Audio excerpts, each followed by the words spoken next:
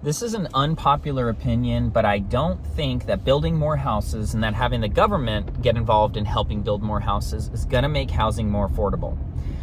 So President Trump just signed an executive order to essentially make building homes more easy by eliminating a little bit of the red tape in construction, by suggesting that we utilize underutilized federal land, and by overall offering federal funds to states who, basically make it easier to build houses. Now, in theory, this executive order sounds like a good idea. I would say most people would say, in theory, this sounds like a really good idea.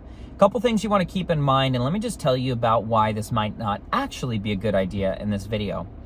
First thing to keep in mind is that it's an executive order, so it's not law yet, and it's not going to, someone from Congress is going to have to propose it as law, then they're going to have to vote on it, and then it's going to be 1 to 3 years from today before any real effective change happens if it is voted into law, right? So right now it's kind of just like a suggestion, right? But with that being said, let's take a look at what would actually happen if it were signed into law and this did become a reality. Now, you have to understand, I'm in Orange County, California, and what my determination is that new construction homes are the very most expensive homes that you could buy, right? So building more homes just adds more expensive homes to the inventory. It's not like it's all of a sudden going to be affordable.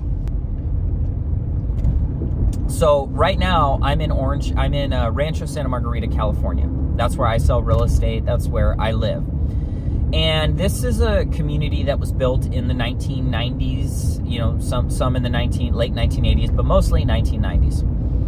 And right next to us, there's a brand new construction community called Rancho Mission Viejo. Now, Rancho Mission Viejo has all the amenities. It's brand new. It's nicer. And you could get the same exact home, same square footage, same upgrade, same amenity, or same floor plan, same lot size in Rancho Santa Margarita for, let's say, $1 million. And if you were to buy that same exact home in Rancho Mission Viejo as a new construction home, you'd probably pay somewhere between 1.2 and 1.3. In addition to that, you'd have a higher HOA payment. And in addition to that, you'd have a higher tax payment. Our tax rate here in Rancho is about 1.1%. The tax rate in Rancho Mission Viejo, so Rancho Santa Margarita is about 1.1. Rancho Mission Viejo is about 2% total. So you're paying more in taxes, you're paying more in HOA, and you're paying more in sales price.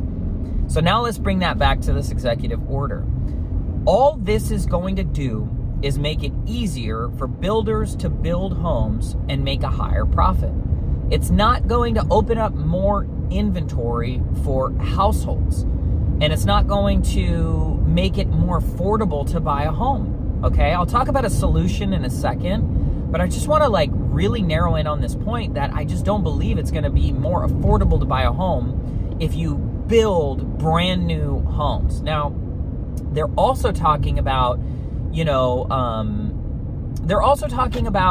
the utilizing underutilized federal land. Most of the land that the federal government has that is underutilized is in areas that are inhabitable. They're super hot. They're super in the middle of nowhere. There's no infrastructure. So I think that's a good thought in theory. Let's just use our resources better. But truthfully, I genuinely don't think that that's a viable option. The people who are so frustrated with affordability are people like myself who are living in areas that are developed, like Orange County, like Los Angeles, like Seattle, Washington, like San Francisco, like New York. That's where homes need to be more affordable. We don't need more affordable homes in the Midwest. It's not hard to find an affordable home in the Midwest. So that's just some food for thought. Now, what is a practical solution to affordability? Well, I do think that one of the things that is covered in this could be a practical solution, and that is, incentivizing local governments and states using federal funds to make construction easier. I think that this could encourage people to, rather than have to buy a whole new home, maybe make it a little bit easier to build on their existing home, or maybe make it a little bit easier to build an ADU and, you know, be able to have family live with them, you know, multi-generational living, or maybe retire in the ADU and rent out their personal space. I mean, in Orange County, like, that actually would be a power move. If you know, built an ADU, it costs you, you know, a few thousand a month, but you could rent out your home for $5,000 to $7,000 a month, right? So that is something that I do think could be a potential option for affordable housing. But at the end of the day, I think affordable housing in a lot of these major areas is kind of really just a thing of the past.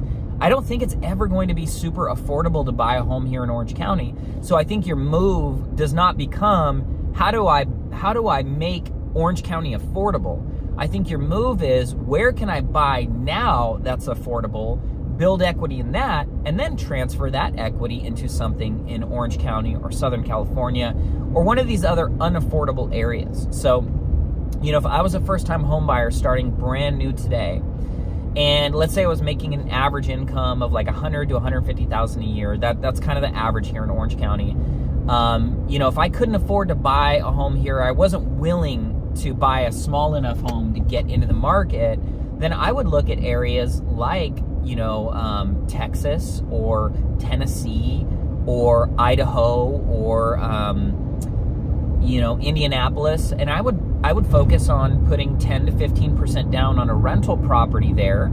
So let's say $200,000, 10% down is 20 grand, you know, 20% down is 40 grand. That's not crazy unachievable. If you're making $100,000, $150,000 a year, you should be able to save for that, you know, in 3 to 5 years.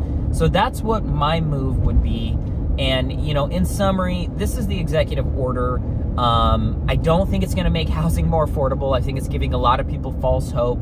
But I do think there's one aspect of it, and that is incentivizing local governments with federal funds that could make building, you know, homes a little bit easier on a local sense rather than on, let's say, you know, underutilized government land. I do think that could play a positive aspect into a little bit more supply, or just being able to use your home, you know, a little bit more, being able to build onto it, have a little bit more freedom with it. Hope this video helps. Thank you so much for watching. Comment below with any questions. I'm also going to drop a link to the executive order here on the bottom, and we'll go from there. Thank you guys for watching.